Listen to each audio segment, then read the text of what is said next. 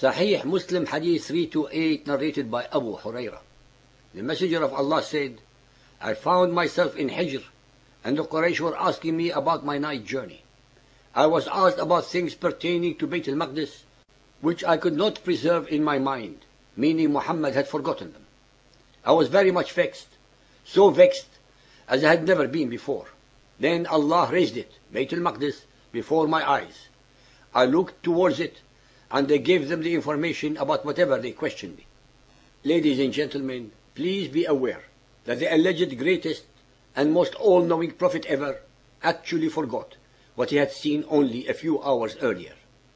How is it possible for such a supreme person to keep on forgetting the most momentous events in his life and still be called a prophet? Ibn Ishaq, page 184. Al-Hasan continued, Allah sent down concerning those who left Islam for this reason the following ayah. Al-Ra'd 13.33. We made the vision which we showed you only a test for men. We put them in fear, but it only adds to their heinous error. As usual with Muhammad, he created this made-to-order verse from Allah to admonish those who would not believe his lies anymore. Sahih al-Bukhari 5.227, narrated by Abbas bin Malik. Malik bin Sasa said that Allah's apostle described to them his night journey, saying, While I was lying in Al-Hatim or Al-Hijr, suddenly someone came to me and cut my body open from here to here. I asked Al-Jarud, who was by my side, what does he mean? He said, it means from his throat to his pubic area, or said, from the top of the chest. The Prophet further said, he then took out my heart.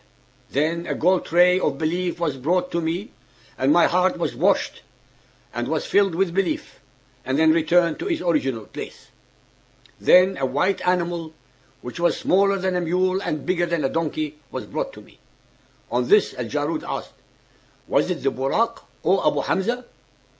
I, i.e. Anas, replied in the affirmative. The Prophet said, the animal's step was so wide that it reached the furthest point within the reach of the animal's sight.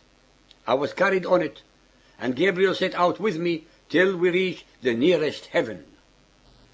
So-called believers and unbelievers, be aware of the following seminal points. 1.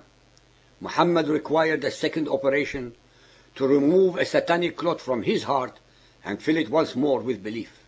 Does that mean that between the first operation when he was 2 to 3 years old till the age of 50, he was in unbelief?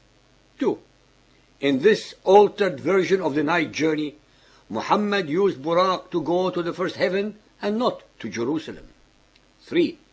Imam al-Bukhari did not quote anything from Ibn Ishaq because he considered him unreliable as to his sources, and yet he used Ibn Ishaq's original and only first story about the night journey to alter it completely and give us an even more mythical version. 4. Also be aware that not a single miracle concocted about Muhammad by his later followers by the dozens have any foundations either in the Quran or in reality. The problem with all of the above hadiths and many more not recounted here is the astounding fact and reality that historically General Titus and his Roman soldiers had leveled the Second Temple in AD 70, more than 500 years before Muhammad's alleged night journey to Jerusalem took place.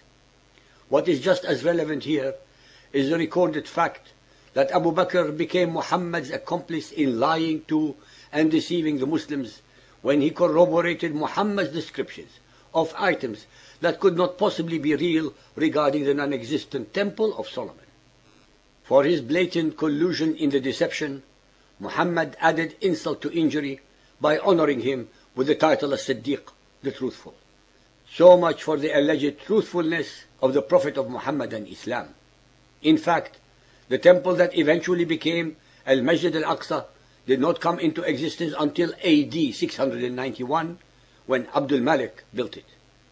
If, as the Muhammadan exegetes insist, that the journey was to an actual masjid, then the preceding factors make it impossible to date Surah 17.1 to the time of Muhammad.